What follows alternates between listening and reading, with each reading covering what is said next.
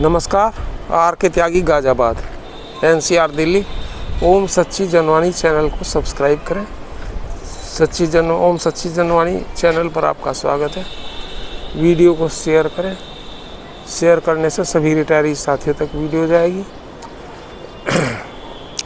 Channel को subscribe करें ताकि सभी रिटायरी साथियों उसको सब्सक्राइब कर सकें, और सब्सक्राइब करने से आपका 1 सेकंड खर्च होगा, हमारे चैनल का विस्तार होगा। साथियों, मैं अभी ABRF का एक सर्कुलर पढ़ रहा था।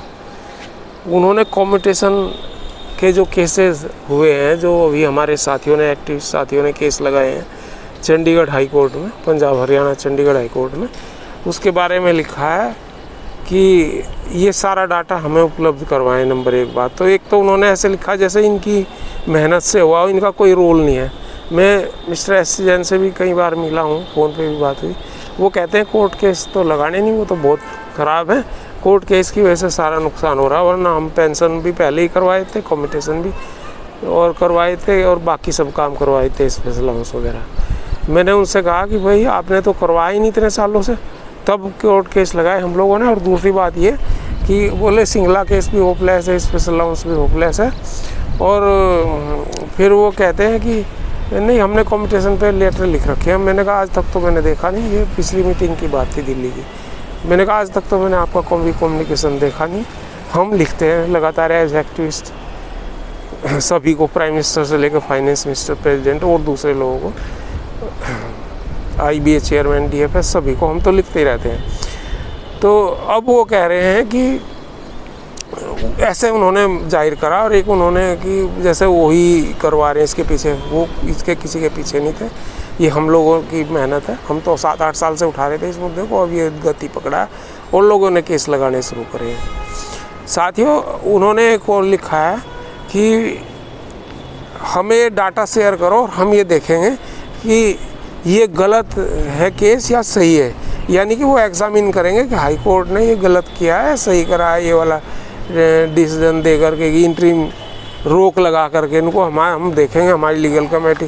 अरे भैया, तुम जो वहाँ डबल बेंच के जो जज हैं उनके डिसीजन को तुम चेक करोगे? तुम इतने बड़े जज हो, मतलब वो अगर एम्प्लॉइज़ के फेवर में कोई फैसला दे रहे हैं, तुम उनका विरोध करवाने के लिए कोई काम करोगे? ये देखोगे कि भाई ये कैसे विरोध हो सकता है। एक अभी ग्रेजुएटी और दूसरे मसलों पर मैंने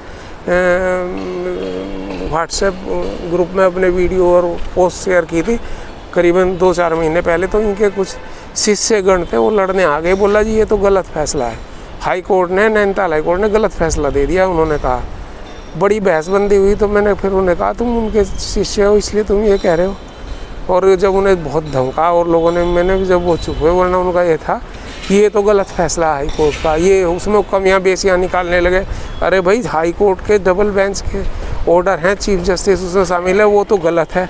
और तुम जो है, जो तुम्हें बैंक का भी काम नहीं आता रहा होगा, तुम बढ़िया काम कर रहे हो, तुम सही काम कर रहे हो। तो ये इनकी बात है, ये मैंने आपको शेयर कर दी है। तो विश्वास ना करें ऐसे लोगों पे, ये तोड़ने वाले लोग हैं। और ये पहले बात लेंगे और फिर कहेंगे कि ये हाई कोर्ट भी गलत कह रही है और सुप्रीम कोर्ट भी गलत कह रही है। इन्होंने वो DA वाला केस हरवाया था, न्यूट्रलाइजेशन वाला, सुप्रीम कोर्ट में। चूँकि कानून में इतने लीगल फ्लॉज होते हैं, इतने लैकुने होते हैं, इतने वो होते हैं अप डाउन होने के, और टर्निंग पॉइंट्स होते हैं कि अगर कोई हमारा आदमी इनके साथ मिलेगा, लूप होल दे करके वो उल्टा करवाएगा। तो ये चीज़ है, मैं आपको चेताने के लिए मैंने ये वीडियो बनाया। चलो, ये तो हुआ एक बात। अब दूसरी बात ये है कि कल उनकी डेट थी नैनीताल हाई कोर्ट की, जो उन्होंने सुप्रीम कोर्ट में दाखिल किया। हालांकि वो अभी रजिस्ट्री में ही होगा, सुप्रीम कोर्ट के रजिस्ट्रार के ही पास गई होगी, पर उसका कोई अपडेट नहीं मिला। कल का था उनका कि उनकी डेट लगी, उन्होंने एडवोकेट भेजा ना, वहाँ कोई बैंक के ही है, AGM रिटायर्ड, तो वो उन्होंने भेजे थे वहाँ। लेकिन वो अभी मुझे ये अपडेट पता नहीं लगी, जब लगेगी तो मैं आपको उसका बता दूँगा। पर वो उनकी कल की डेट थी। और हमारा 26/7 का है ये ग्रेजुएटरी कैलकुलेशन का, और स्पेशल हाउस का जो TP है 1394 सुप्रीम कोर्ट में, वो 26/7 में उसकी डेट है। और देखते हैं 26/7 में क्या करते हैं। पर वो भी अभी रजिस्ट्रार के यहाँ है, सुप्रीम कोर्ट के रजिस्ट्रार के यहाँ। और एक और था कि 123 लोगों के लिए कोई एडवोकेट अपीयर हुए थे वहाँ रजिस्ट्रार सुप्रीम कोर्ट में इस TP 1394 जो ग्रेजुएटी रिकैलकुलेशन के ऊपर है और स्पेशल अलाउंस के ऊपर है, जो IBA ने हमारे को रेस्पोंडेंट बना, 165 रेस्पोंडेंट है उसमें। तो ये चीज़ें हैं उसमें।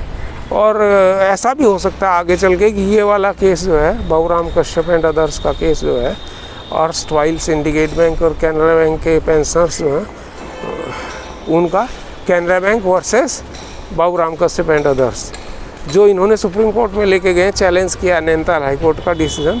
हालांकि हम तो पहले कह रहे थे चैलेंज करेंगे, पर इनके कुछ साथी कह रहे थे कि क्या पता चैलेंज न करें और चुपचाप बैठे रहें, इनसे पता भी नहीं लगना चाहिए कैनरा बैंक को। उनकी बुद्धिमली है, पता लगता है भाई, कैनरा बैंक को कैसे नहीं पता लगा, नोटिस जाएंगे, उनके वकील हैं, लीगल डिपार्टमेंट सब कुछ वहाँ होता है, हमें पता ना लगे बात अलग है। वो तो लास्ट स्टेज में इसलिए करते हैं फाइल कि और 2-3 महीने तो लिंगर हो जाए इस बात की वजह से। तो ये चीज़ थी, तो हो सकता है ये सारे ही क्लब कर दे सुप्रीम कोर्ट अपने यहाँ TP के साथ। पर कल सुना भी गया है कि बताया गया, कुछ मेरे साथियों ने, एक्टिव साथियों ने बताया कि ये 1394 TP जो है IBA versus Kamal Kumar Kalia and others, जिसमें मैं भी हूँ 17 नंबर पे, तो उसमें उन्होंने बताया कि इसको टैग कर दिया इसके साथ। और ग्रेजुएटी रिकैलकुलेशन का एक और है, सुरेश सिंह जी हैं, Shri Suresh Singh ji chief manager retired हैं RRB के, उनका भी एक केस है जो 16/10 में सुना जाएगा, और वो सुप्रीम कोर्ट में है। और ऑर्डर नीसी है, वो ऑर्डर नीसी कर दिया था उन्होंने, लेकिन फिर वो हीरिंग का कुछ उसमें आ गया, कुछ चेंज आई है, तो वो भी है उसमें। तो उन दोनों के साथ इसको टैग किया गया, पर रिकॉर्ड में कहीं ये टैगिंग की बात नज़र नहीं आ रही। साइट पे मैंने कई साथियों से दिखवाया है इसको, मैं तो ज़रा डिजिटल फ्रेंडली कम हूँ, इतना देख नहीं पाता। तो मेरे कई एक्टिव साथी जो हैं जिन्होंने देख के मुझे बताया कि वो सिस्टम पे नहीं बता रहा, सुरेश सिंह जी भी बता रहे थे और अनिल मेहता जी हैं कंटेम्प्ट पिटीशन वाले PNB के साथी, वो भी बता रहे थे कि रिकॉर्ड पे कहीं है नहीं। और भी 1-2 साथियों ने बताया कि वो रिकॉर्ड में कहीं आ नहीं रहा इसमें ये वाली चीज़। तो लेकिन बता रहे हैं कि टैग वैसे ये है ही कि भाई सब तरह के एक तरह के केस सारे इकट्ठे सुन लेगा सुप्रीम कोर्ट, और जो भी फैसला है जिस तरह से होगा वो आ जाएगा। एक तो ये है, और अभी यूनियंस ने सर्कुलर निकालने शुरू कर दिए हैं कि भाई जैसे इन्हीं के मार्फत हो रहे हैं सारे काम। लेकिन नहीं, अब यूनियंस ने ये टेकअप कर रखा था केस, रिटायर यूनियंस ने, PNB की यूनियन है, और ये आइबा पार्क में भी 2023 में रिज्वाइन किया था इसको, सिंगला वाले केस को, यही इसका कुछ पता नहीं लग रहा। मार्च में फुल डे हियरिंग की बात कही थी पिछले डिसीजन में जज ने, और वो आज तक वो मार्च का, जुलाई भी निकल रहा, अगस्त आ जाएगा। अब अगस्त में सुन रहे हैं, फिर 25 जुलाई या अगस्त, 2-4 अगस्त में, फर्स्ट वीक ऑफ अगस्त में शायद सुना जाए, लेकिन कुछ पता नहीं लग रहा क्या होगा। बाकी हमें जो राहत मिलेगी वहीं से कोर्ट से ही। गवर्नमेंट तो कान मूंद करके बैठी हुई है, और अभी तो नया ये है कि कब क्या कर देगी गवर्नमेंट ये पता नहीं है। हालांकि अब गवर्नमेंट का कुछ हमने इतने ज़्यादा उनको लेसन बनाने की कोशिश करी, इतनी चिट्ठी पत्रियाँ लिख ली हैं, इतना कर लिया, वो तो एक्सक्रेशिया दे करके चुप हो गए हैं। और वो भी रिव्यू करना था 2024 में, वो भी नहीं कर रहे, वो मीटिंग भी नहीं कर रहे। तो उनका तो ये है कि ये इनके प्रकार जैसे भी हो, इनको दबा के चुप बैठा दो और बोलो ही मत।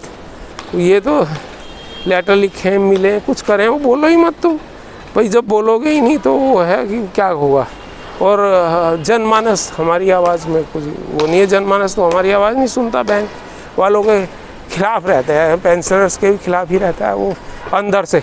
बाहर से कोई उठाता भी नहीं, कोई पॉलिटिकल लीडर नहीं उठाता। हालांकि शशि थरूर हैं सांसद कांग्रेस के, उन्होंने ये मुद्दा उठाया था अपने एक वो बैंक वालों के एक प्रोग्राम में गए थे, रिटायरीज बैंक वालों को, वहाँ उन्होंने पेंशन वगैरह के सब ये सारे मुद्दे उठाए उन्होंने, मतलब इस मुद्दे पे जोड़ दिया। लेकिन वो पेंशन जितने मुद्दे उठा रखे थे उन्होंने सब था, उसमें स्पेशल अलाउंस भी था उस फोरम ने, केरल का था वो सांसद शशि थरूर भी केरल के ही रहने वाले हैं। तो लेकिन वैसे ज़्यादा कोई इसमें पे देता नहीं। कम्युनिस्ट पार्टी वाले कभी कभी दिखावे के लिए आ जाते हैं, वरना वो तो दो धमकी दें इसको कि वेंकटचलम को कम्युनिस्ट पार्टी घुटनों पे आ जाएगा ये कि भाई क्यों नहीं कर रहे तुम इनका काम। अरे भाई कम्युनिस्ट पार्टी वालों, तुम गवर्नमेंट को तो कहते हो जब भाषणबाजी और उसमें होती है गवर्नमेंट नहीं कर रही है, नहीं वो नहीं है, और DK राजा और फाजा ये जितने भी हैं सारे कम्युनिस्ट पार्टी के सांसद, और वेंकटचलम को नहीं धमका सकते हैं। वेंकटचलम जो इनका है, इनका होका भरता रहा है सारी ज़िंदगी, उसको ये कह नहीं सकते एक शब्द कि भाई तुम क्यों नहीं कर रहे, इनका जो है वो तुम विरोध क्यों कर रहे हो। कैसी कम्युनिस्ट पार्टी है भाई तुम्हारी? झूठ की कम्युनिस्ट पार्टी है, देश को तोड़ने की कम्युनिस्ट पार्टी है। इसका मतलब तो ये सारे ऐसे एजेंडे तुम लेके आ जाते हो जो देश तोड़ने के और देश जोड़ने के। ये पता है बैंक रिटायर या बैंक सर्विस जो है देश की एकता के अंदर, ये जितने IPS PCS है, जितने भी गवर्नमेंट सर्विंग एम्प्लॉयज़ हैं ना, ये सारे एकता में बांधते हैं देश को। जैसे हिंदू धर्म एकता को बांधता है उसी तरह से पूरे देश में है, ये पूरे विश्व में फैली हुई हैं इनकी संस्थाएं। तो यहाँ से वहाँ ट्रांसफ़र ये वो, तो देश की एकता में ये बहुत बड़ा हुआ। तुम ऐसे लोगों को सपोर्ट नहीं करते, धिक्कार है भैया कम्युनिस्ट पार्टी पे भी और दूसरी पार्टी जितनी भी हैं सारी की सारी, जो हमें कोई सपोर्ट नहीं करती बैंक पेंशनर्स को। बाकी और इसमें मैं ज़्यादा विराम देता हूँ वाणी को। धन्यवाद। भारत माता की जय। वंदे मातरम। 8588898205 आपके सहयोग के करने को हमें सदैव उद्यत और रेसिप्रोकल सहयोग की आशा करता हूँ। धन्यवाद साथियों।